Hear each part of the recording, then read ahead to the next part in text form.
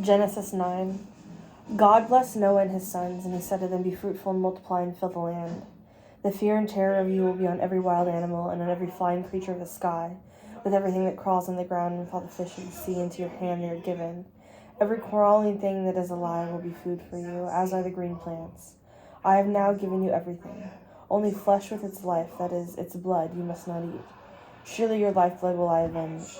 From every animal and from every person will I avenge it. From every person's brother will I avenge that person's life. The one who sheds human blood, by human will his blood be shed. For in God's image he made humanity. But as for you, be fruitful and multiply. Flourish in the land and multiply in it." Then God said to Noah and to his sons with him, saying, "Now, behold, I am about to establish my covenant with you and with your seed after you, and with every living creature that is with you, including the flying creatures, the livestock, and every wild animal with you, of all that is coming out of the ark, every animal of the earth. I will confirm my covenant with you. Never again will all flesh be cut off by the waters of the flood, and never again will be a flood to ruin the land." Then God said, "This is the sign of the covenant that I am making between you and me, and every living creature that is with you for all future generations. My rainbow do I place in the cloud, and it will be a sign of the covenant between me and the land. Whenever I bring clouds over the land, the rainbow appears in the clouds. I will remember my covenant that is between me and you and every living creature of all flesh. Never again will the waters become the flood to destroy all flesh. When the rainbow is in the cloud, I will look at it to remember the perpetual covenant between God and every living creature of all flesh that is on the land." Then God said to Noah, "This is the sign of the covenant that I have confirmed between me and all flesh in the land." Noah's sons who came out of the ark were Shem, Ham, and Japheth, and Ham was the father of Canaan. These three were Noah's sons, and from these the whole earth dispersed. Then Noah, a man of the soil, was first to plant a vineyard. He drank some of the wine, got drunk, and was uncovered in his tent. Then Ham, Canaan's father, saw his father's private parts and told his two brothers outside. So Shem and Japheth took the cloak and laid it over both their shoulders, and walked backwards with it and covered their father's private parts. But their faces were turned away, so they did not see their father's private parts. When Noah woke up from his wine, he learned that what his youngest son had done to him. So he said, "Cursed is Canaan, the lowest slave will he be to his brothers." He also said, "Blessed be Adonai, God of Shem, and let Canaan be his servant. May God enlarge Japheth, and may he dwell in the tents of Shem, and may Canaan be his slave." Now Noah lived 350 years after the flood, so all Noah's days were 950 years. Then he died. Genesis 10. And these are the genealogical records of Noah's sons. Shem, Ham, and Japheth. Sons were born to them after the flood. Japheth's sons were Gomer, Magog, Madai, Javan, Tubal, Meshech, and Tyrus. Gomer's sons were Ashkenaz, Riphath, and Togarmah. Javan's sons were Elisha and Tarshish, Kettites and Dodanites.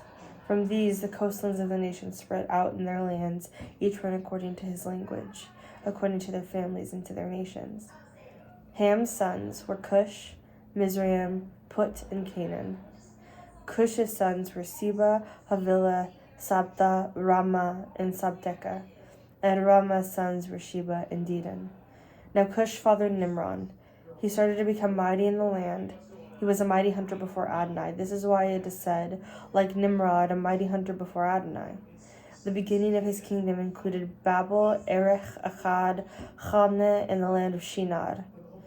From that land he went out to Assyria and built Nineveh, Rechlatir, Kala, and Resen.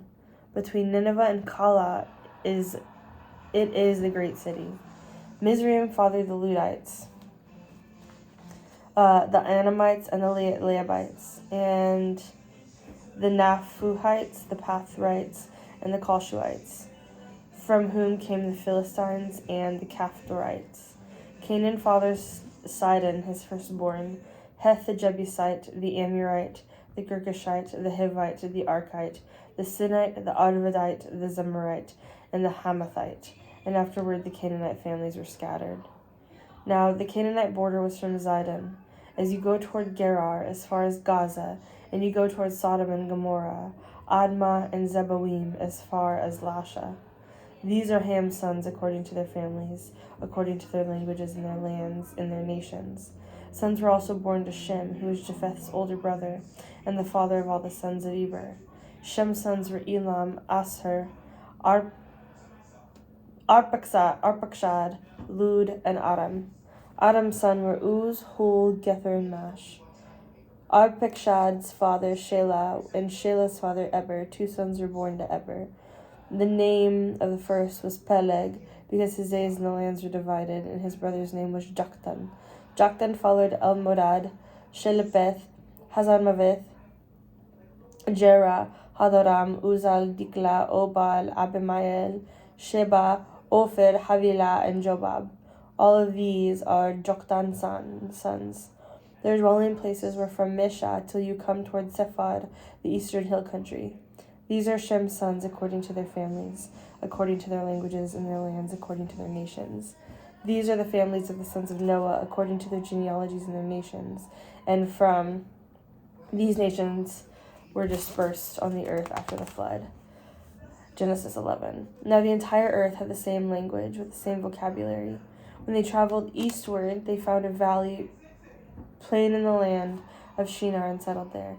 They said to one another, "Come, let us make bricks and bake them until they're hard." So they used bricks for stone and tar for mortar.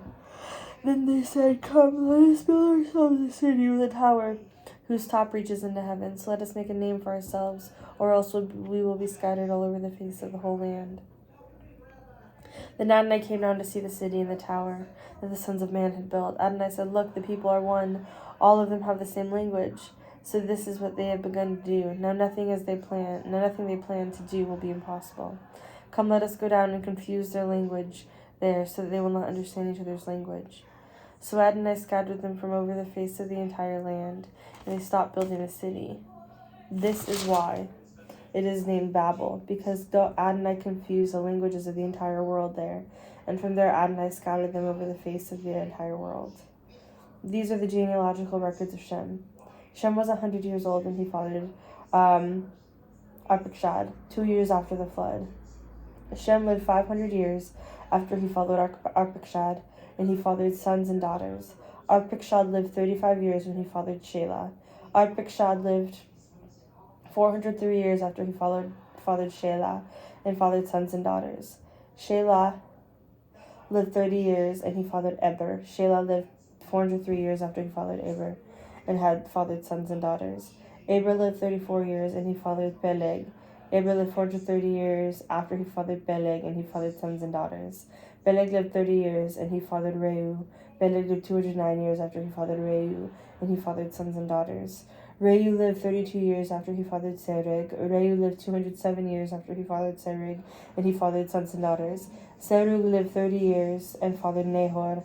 Serug lived 200 years after he fathered Nahor, and he fathered sons and daughters. Nahor lived 29 years, and he fathered Terah. Nahor lived 119 years after he fathered Terah, and he fathered sons and daughters.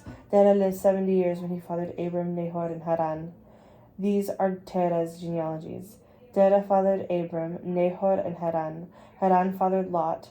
Haran died before Terah, his father, in the land of his birth in Ur of the Chaldeans. Abram and Nahor took wives for themselves. The name of Abram's wife was Sarai, and the name of Nahor's wife was Milcah, the daughter of Haran, father of Milcah and Iscah.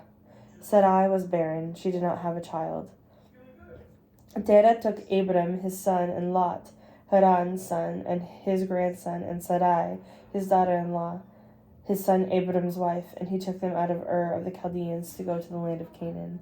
But when they came to Haran, they settled there. Terah's days were 205 years, and Terah died in Haran.